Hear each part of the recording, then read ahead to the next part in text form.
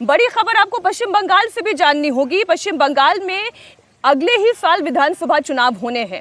उससे पहले इस वक्त पश्चिम बंगाल में धर्म युद्ध छिड़ा हुआ है। 6 दिसंबर को बाबरी मस्जिद की नींव रख दी गई।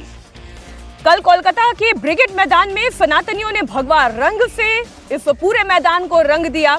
केंद्रीय गृह मंत्री अमित शाह भी पश्चिम बंगाल पहुंच गए। ममता बनर्जी को खुली चुनौती दे दी। अमित शाह ने कहा कि बिहार जीतने के बाद बंगाल जीतने की बारी है। अमित शाह ने तमिलनाडु के सीएम स्टालिन को भी खबरदार किया। कहा कि तमिलनाडु में भी एनडीए की सरकार बनने जा रही है। क्या कहा अमित शाह ने, वो भी आपको सुना देते हैं। राहुल बाबा अजीए क्यारे ईवीएम नो वांक काढे, कभी मतदाता सूची नो वांक काढे। राहुल बाबा ना ईवीएम खराब छे ना मतदाता सूची खराब छे। देशनी जनता कोंग्रेसने स्वीकारती नथी, कोंग्रेसना साथी पक्षोने स्वीकारती नथी। एनुं आ परिणाम।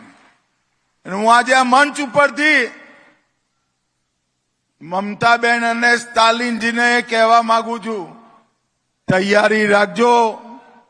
बिहार पछी बंगाल अने तामिलनाडुमां पण एनडीए नो वारो छे, भाजपनो।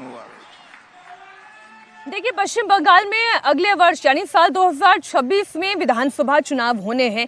उससे पहले राज्य में धार्मिक ध्रुवीकरण इस वक्त बड़ी तेजी से चल रहा है। टीएमसी से निष्कासित हुए हुमायूं कबीर ने बाबरी मस्जिद की नींव रख दी है। अब बाबरी मस्जिद की नींव रखना, इतनी बड़ी संख्या में वहां पर मुसलमानों का जुटना, तो वहीं इसी कोलकाता में गीता पाठ भी हुआ।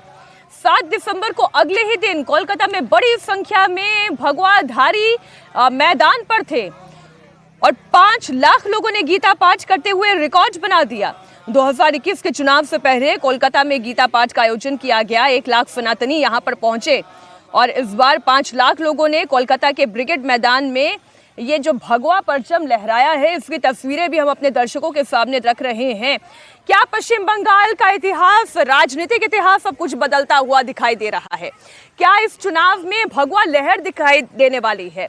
बाबा बागेश्वर ने कहा था कि मैं पश्चिम बंगाल अभी नहीं जाऊंगा, लेकिन वो भी पश्चिम बंगाल पहुंच गए हैं और ये मंच की तस्वीरें भी आपके सामने हैं।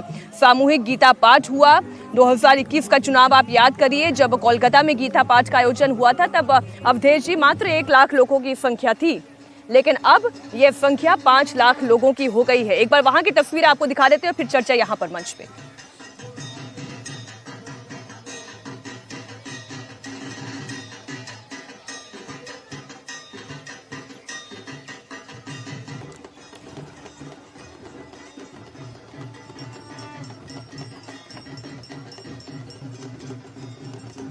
दरअसल बंगाल में जो चुनाव हो रहा है ना, वो गजवा वर्सेस भगवा का होता हुआ दिखाई दे रहा है।